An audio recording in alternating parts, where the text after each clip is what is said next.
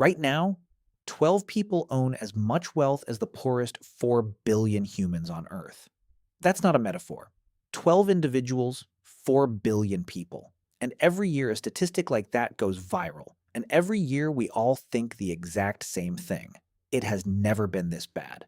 The gap between rich and poor has never been wider. But that's not true. Not even close. Because inequality has a history, a long, strange 12,000-year history. And buried inside it are two facts almost nobody knows. One ancient city of 150,000 people came closer to eliminating inequality than any modern nation ever has. And the only forces in all of recorded history that reliably crushed the gap between rich and poor weren't good policies or revolutions or brilliant leaders. They were catastrophes. To understand why, we have to start by killing a story you've probably believed your whole life. Here's the version most of us absorbed without ever being taught it. Once upon a time, humans lived free and equal. Small bands, no kings, no rich, no poor. Then came farming. And with farming came cities, writing, philosophy, science, but also kings, war, and inequality. Paradise, then the fall. The philosopher who made this famous was Rousseau, back in the 1700s. It's elegant. It's satisfying. And according to the people who actually dig up the past, it's mostly wrong. Archaeologist Linda Manzanilla points out that hunter-gatherers were never the flat, statusless utopia we imagine. Even in societies with no state and no agriculture, there was almost always someone at the top. The person considered closest to the ancestors, who collected goods and decided how they were shared out. Status is not something civilization invented. Status is ancient. Humans have basically always ranked each other. So what did farming actually change? Not the existence of status. Something sneakier. It let status be stored. Think about it. You cannot hoard a good hunt. Meat rots in days. But grain can be counted, walled off, guarded, inherited, stolen. In the first city-states of Mesopotamia, wheat piled up in surpluses, and whoever controlled the surplus controlled everyone who needed it. The same families became the priests, the rulers, and the richest, all at once.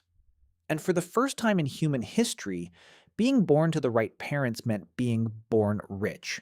That was new, and once it appeared, it almost never went away. Almost, which makes what happened next close to impossible. Around 1500 years ago, in what's now Mexico, there was a city called Teotihuacan. At its peak, it held up to 150,000 people, one of the largest cities on the entire planet at the time, packed with immigrants from different regions and cultures living side by side. It had enormous pyramids. It had breathtaking murals. What it did not have is the strange part. No royal tombs, no god-king carved into stone crushing his enemies, no grand palaces towering over slums, and no elite storehouses, the private hoards of the powerful that archaeologists find in basically every other ancient civilization on Earth. In Teotihuacan, they're just missing. To measure how equal a society is, researchers use something called the Gini coefficient. 0 means perfect equality. Everyone has exactly the same. 1 means a single person owns literally everything, and everyone else owns nothing. But how do you measure that for a city with no bank accounts, no tax records, barely any writing at all? You read the bones and the buildings.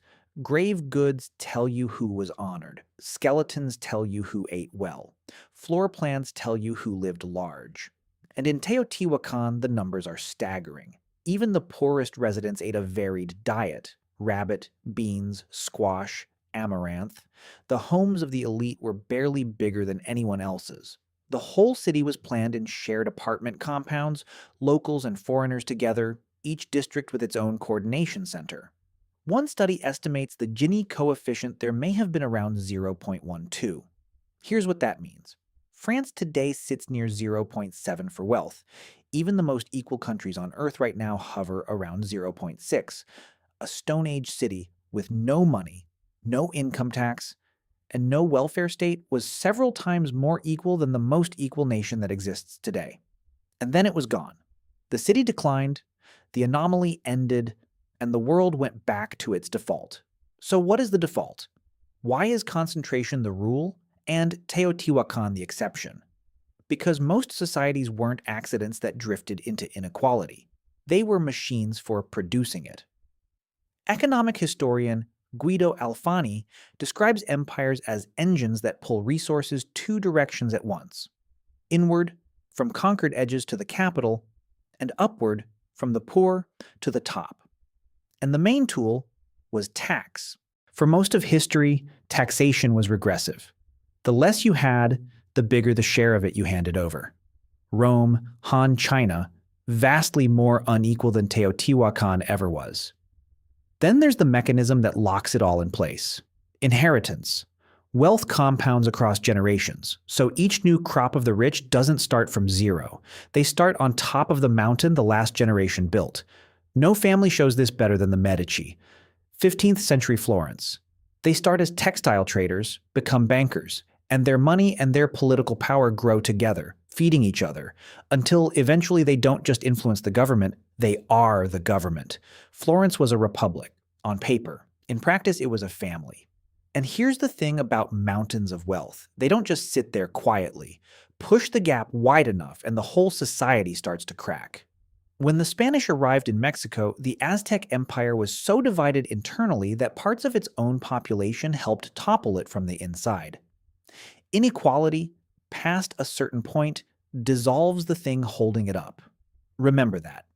It matters in a minute, but everything so far is inequality inside a single society. There's a second story running alongside it: inequality between societies, and this one flips more recently than you'd guess. Until roughly the 1600s, a weaver in China and a weaver in the Netherlands earned about the same. The whole world was poor at a fairly similar level. Then, economists argue, colonialism and slavery split it wide open. Forced labor and cheap raw materials pouring into European factories, powering an explosion of wealth that stayed in Europe. The starkest example is Haiti. After enslaved people won their freedom and their independence, France forced the new nation to compensate its former enslavers for the property they'd lost, meaning the people themselves. The bill was so enormous that, by one estimate, it came close to 300 times Haiti's entire annual income. And to pay it, Haiti had to borrow from French banks, who profited on top. A country put into crippling debt for the crime of freeing itself. Between 1820 and 1910, the income gap between nations roughly doubled. The world sorted itself into rich countries and poor ones, and it has stayed sorted ever since. So the gap grows inside societies, and it grows between them, century after century after century. Which raises the only question that actually matters. Has anything ever reversed it? Yes. Twice. Dramatically. And this is the part that should disturb you a little. Both times, it took a catastrophe. The first was the Black Death. In the 1300s, plague killed something like half of Europe. And in the horror, something strange happened to money. Land suddenly had no one to inherit it. So its price collapsed. Workers were suddenly so scarce that survivors could demand higher wages, and got them. For a few generations, the poor genuinely closed the gap on the rich. Not through justice, through mass death. The second came in the 20th century with the two world wars. Bombing, inflation, and collapse simply vaporized the great fortunes. Fortunes that had taken centuries to build were wiped out in years, and the gap shrank again. Historians who study this have a blunt name for these forces, the Great Levelers, and the pattern they describe is brutal. Across thousands of years, the single most reliable thing that ever flattened inequality wasn't a policy or an election or moral progress. It was disaster. Except the 20th century hit a second lesson inside the first one. And this is where the whole story turns. For a long time, people assumed the world wars leveled society just by destroying wealth. Newer research says the bigger cause wasn't the destruction, it was a decision. After the wars, the United States and Britain taxed their highest incomes at rates that sound invented today, up to around 95%. That money built schools, hospitals, affordable housing. For a few decades, the gap narrowed on purpose, by design. without a plague or a war to force it, so it can be done deliberately. That's the hopeful half. Here's the other half. There's a current underneath all of this that's always pulling the opposite way. The economist Thomas Piketty compressed it into one idea. Wealth grows faster than wages. Money that's already money, invested, compounding, outruns money you earn by working for it. Picture two people starting adult life. The first inherits nothing, works hard, and over a lifetime saves 100,000 to pass on. The second inherits 1 million and does nothing but let it sit, compounding for 20 years. And it quietly becomes 4 million. Same 20 years. One person earned, the other simply owned. To those who have, more will be given isn't really a line about morality. It's a description of compound interest, and left completely alone, that's the default setting of the entire system. It always bends back toward concentration. So here's where we actually stand. That viral statistic was right about the number and wrong about the lesson. 12 people, 4 billion. That part is real, but it's never been this bad and it can only get worse is a story, and history flatly refuses to agree with it. We've seen inequality nearly vanish in a Stone Age city that didn't even use money. We've watched it collapse under plague and war, and we've watched it shrink once entirely on purpose. Which means the one thing inequality is not is a law of nature. It isn't gravity. It isn't the weather. Every single level of it we've ever lived under was built by who controlled the land, who wrote the tax code, who inherited the mountain, and who was born at the bottom of it. The people of Teotihuacan built something different, and for centuries, somehow, it held. The past keeps asking the present one quiet, uncomfortable question. If the gap between rich and poor has only ever closed in two ways, through catastrophe or through deliberate choice, which one are we waiting for?